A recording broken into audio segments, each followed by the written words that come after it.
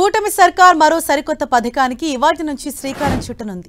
Auto driver సేవలో పథకాన్ని CM Chandrababu ఇవాళ లాంఛనంగా ప్రారంభించనున్నారు. మహిళలకు ఉచిత బస్సు పథకం ద్వారా నష్టపోతున్న ఆటో క్యాబ్ డ్రైవర్లకు 15,000 ఆర్థిక సాయం అందించాలని ఏపీ సర్కార్ నిర్ణయించింది. ఈ మేరకు విజయవాడ సింగనగర్లోని మాకినేని బసవపున్నయ్య స్టేడియంలో ఉదయం 11 గంటలకు కొత్త పథకాన్ని సీఎం చంద్రబాబు ప్రారంభించనున్నారు. ఈ కార్యక్రమానికి డిప్యూటీ సీఎం పవన్ కళ్యాణ్, మంత్రి Lokesh, AP BJP chief Madhav పాల్గొననున్నారు.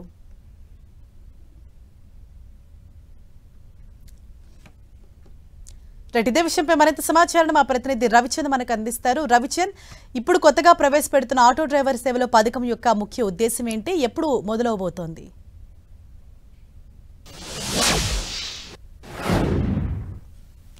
వచ్చిన తర్వాత ఇచ్చిన హామీలన్నీ కూడా వరుసగా నెరవేరుస్తుంది. కానీ ఒకటి హామీ ఇవ్వని పథకాన్ని కూడా ఈ రోజు ప్రారంభిస్తుంది. ఆటో డ్రైవర్ల సేవలో అనే ఒక సరికొత్త కార్యక్రమానికి శ్రీకారం చుట్టింది. ఏదైతే ఆంధ్రప్రదేశ్ లో గత కొంతకాలం నుంచి దసరా నుంచి ఏదైతే మొన్నటి నుంచి కూడా ఫ్రీ బస్సు పథకం అయితే ఒకటి ప్రారంభించబడింది. ఈ నేపథ్యంలో కొంతమంది ఆటో వారు ఉపాధి కోల్పోతారనే అభద్రతాభావం అయితే వారిలో వ్యక్తమవుతుంది. ఈ నేపథ్యంలోనే ముఖ్యమంత్రి చంద్రబాబు ప్రత్యేకంగా ఆలోచించి ఆటో డ్రైవర్లను కావచ్చు, మ్యాక్స్ క్యాబ్ డ్రైవర్లని ఆదుకునేందుకు సరికొత్త కార్యక్రమానికి శ్రీకారం చుట్టారు. వారందరికీ కూడా సంవత్సరానికి 15,000 రూపాయలు ఇవ్వాలని నిర్ణయించారు.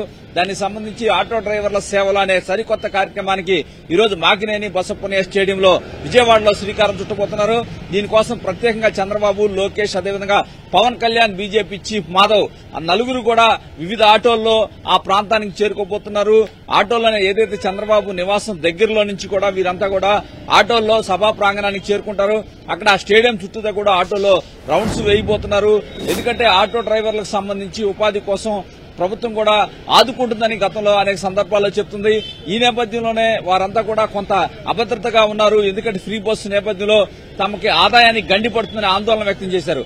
చంద్రబాబు కూడా విస్తృతంగా కేబినెట్ లో కావచ్చు అందరితో చర్చించి వారికి 15,000 ఇవ్వాలని నిర్ణయించుకున్నారు. దాదాపు 2,90,000 మంది ఆటో డ్రైవర్లు రాష్ట్ర వ్యాప్తంగా ఉండడం జరిగి వారందరూ కూడా 400 పైచీలకు 436 కోట్ల రూపాయల నిధులు కూడా విడుదల చేశారు. వారందరూ కూడా ఎవరైనా సరే అప్లై చేసుకుని అవన్నీ కూడా వారి అకౌంట్ లో డబ్బులు పడబోతున్నాయి. ఏదైనా చిన్న చిన్న ప్రాబ్లమ్స్ వచ్చినా కూడా కాల్ సెంటర్ కూడా ఏర్పాటు చేశారు. ఏ ఆటో డ్రైవర్ కైనా కూడా వివిధ కారణాలతో వారికి రాకపోతే కనుక ఫిర్యాదుల వేదిక కూడా ఏర్పాటు చేశారు. వారు కూడా దాన్ని సంప్రదించవచ్చు.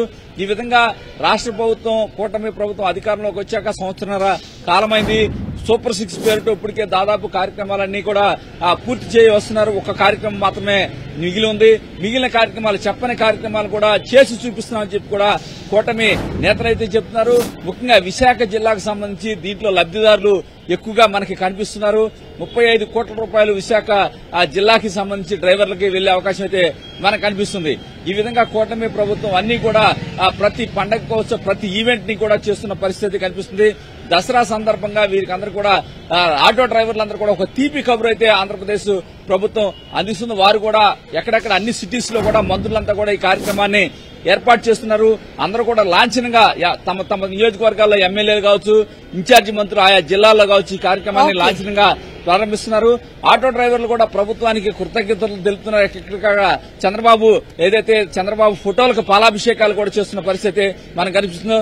రాష్ట్ర వ్యాప్తంగా పండగ వాతావరణంలో మరి కాసేపట్లో ఈ కార్యక్రమాన్ని ప్రారంభించబోతున్నారు. థాంక్యూ రవిచంద్.